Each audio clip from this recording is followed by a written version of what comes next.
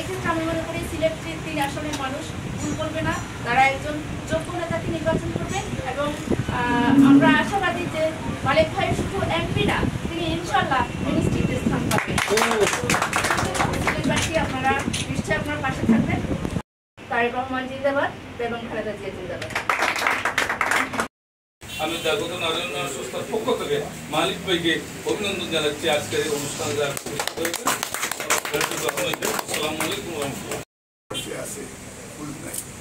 বা সাংবাদিকরা যারা মনে হচ্ছে যেমন সাগরণীর আমরা নিচ্ছি প্রায় 3 লক্ষ মারা সংগ্রাম হারিয়েছে উল্লঙ্গ এই তার আত্মীয় স্বজনের এবং স্বাধীনতা যুদ্ধে বঙ্গে মুক্তিযোদ্ধা মুক্তিযোদ্ধাদের নামে বিভিন্নভাবে আমরা কৃতি সন্তান নয় শুধু, কিন্তু সিলেট তথা বাংলাদেশের কৃতি সন্তান, বিশেষ করে আমার নিজ উপজেলা দক্ষিণ সুরমা, উনি উপজেলার আমার কাছে অত্যন্ত আনন্দের ব্যাপার। পাশে উপস্থিত আছেন যারা আরো অনেক গণ্যমান্য ব্যক্তিবর্গ, ভদ্র মহিলা বৃন্দ যারা আছেন, আমার নারী উন্নয়ন সংস্থা জাগ্রত নারী উন্নয়ন সংস্থার সদস্যবৃন্দ, সকলকে আসসালামু আলাইকুম ওয়া রাহমাতুল্লাহ। আমার প্রফর ইসলাম শান্ত ভাই, উনি অত্যন্ত একজন জনপ্রিয় ব্যক্তিত্ব এবং অত্যন্ত সুন্দর সুন্দর ডায়লগ কথাবার্তা ফেসবুকে লেখেন। আমি প্রত্যেকটা ডায়লগ ওনার পড়ে এবং কমেন্ট করি, খুব সুন্দর সুন্দর, যেগুলা চিন্তা শেখার ব্যাপার। আশা করতেছি আমরা বলতে ওনাকে দিবে, আমরা সৌভাগ্য ওনাকে দেয়। আমি ইনশাআল্লাহ মঙ্গলবাজার আমার বাড়ি, আমি চেষ্টা করবো আমার মঙ্গলবাজার এলাকার থেকে দলমত নির্বিশেষে, দল বিএনপি নেতৃবৃন্দ নয়, বাংলাদেশ থেকে যত মানুষ বিজেতারে গেছেন, দেশটা গেছেন, বেড়াইতে গেছেন, সবাইকে মালিক ভাই সাহায্য সহযোগিতা দ্বারা সাক্ষাৎ করেছেন, নেতৃত্ব দিয়েছেন। ঠিক সেইভাবে আজকে আপনার এই যে দ্বিতীয় স্বাধীনতা আমরা যাকে বলি, এই জুলাই আগস্ট আন্দোলনের যে এই যে আজকে যে আপনার ফসল আমরা বাংলাদেশে এই যে মুক্তভাবে কথা বলতে পারতেছি, আজকে আমরা চলাফেরা করতে পারতেছি, এই যে বিষয় এই আন্দোলনে অন্যতম ভূমিকা রেখেছেন এই আমাদের এই মালিক ভাই। বহির্বিশ্বে উনি যেভাবে ব্রিটিশ পার্লামেন্ট থেকে শুরু করে, আমরা ওনার সাথে ব্রিটিশ পার্লামেন্টে হাউস অফ লর্ডসে আমরা আমাদের ইয়ে তুলে ধরেছি। উনি একজন মানবাধিকার কর্মী, ওনার একটা আপনার এই হিউম্যান রাইটস একটা ইয়ে আছে, আপনার সংস্থা আছে, ওইটার মাধ্যমে আমরা এটা তুলে ধরেছি। এবং পার্লামেন্ট, ব্রিটিশ প্রধানমন্ত্রীর কার্যালয় ঘেরাও করা এবং বাংলাদেশ আপনার হাই কমিশনে এই যে আপনার আমরা ইয়ে করেছি, আপনার বিভিন্ন প্রতিবাদ কর্মসূচি আমরা চলমান রেখেছি। আপনার এই বাংলাদেশের মানুষরা এই তখন অনেক উৎসাহ উদ্দীপনা পাইছে এইসব ইয়ে করে। তো এই যে কথা বলতে চাচ্ছি যে আমাদেরকে এখন আমাদের এমন একজন নেতা আমরা পাইছি, যেটা হচ্ছে আপনার এটা আসলে জানি না আপনার এই যে আগামী 100 বছরে আমরা পাবো কিনা। এবং যারা এটার সাথে সংশ্লিষ্ট আছেন সকলকে আমার শুভেচ্ছা এবং আমি সালাম জানাই। আপনারা সকলে জানেন না হয়তোবা, আমি একজন বগুড়ার মেয়ে, আমাদের রাষ্ট্রনায়ক জিয়াউর রহমান সাহেবের ওনার দেশের মানুষ। আমি নারী ও শিশু অধিকার ফোরাম নিয়েও আমি কাজ করছি।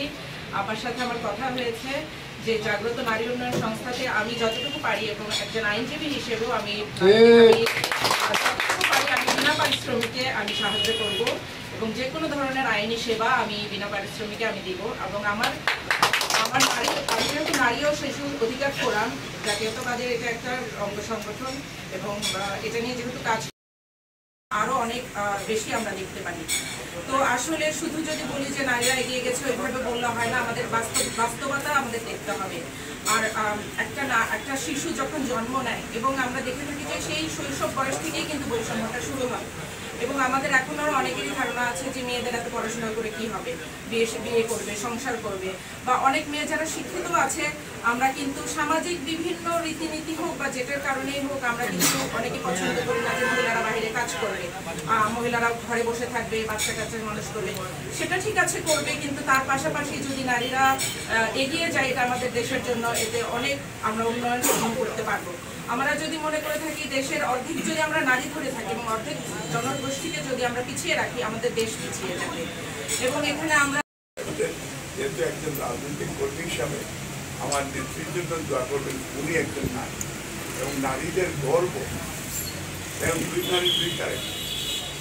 এক নারী সৌঘোষিত বেঈমান করছে, আরেক নারী এবং গর্বের সহিত নিয়ে স্বৈরাচার বিরোধী আন্দোলন করে দেশে নারীদের সম্মান রেখেছে এবং উনি পার্লামেন্টারি ডেমোক্রেসি বাংলাদেশের প্রথম মহিলা প্রধান বেগম খালেদা এবং এটা আপোষের আমরা তার জন্য দোয়া করি যে আল্লাহ যেন ওনার দীর্ঘায়ু দান করেন।